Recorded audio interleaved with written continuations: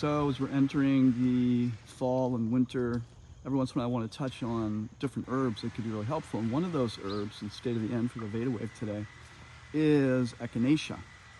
Echinacea has been a lot of confusion around Echinacea because there was a study many years ago that said it stopped working in 30 days, and some people say, well, it doesn't help me when I get sick, and some people say it's amazing.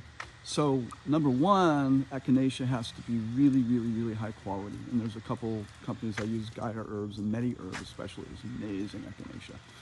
The other thing is that in order for it to really start working, we have to use Echinacea for about 2 weeks, because Echinacea is like an adaptive herb. It's an adaptive herb for the immune system.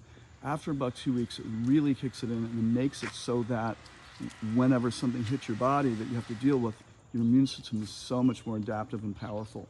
So it's really, really effective in that way. And after that, Echinacea can be used at a high dose if something comes. So you can actually use it in such a way at that time, at a high dose, if there's some infection or something coming, or you've been hit by a virus or something like that.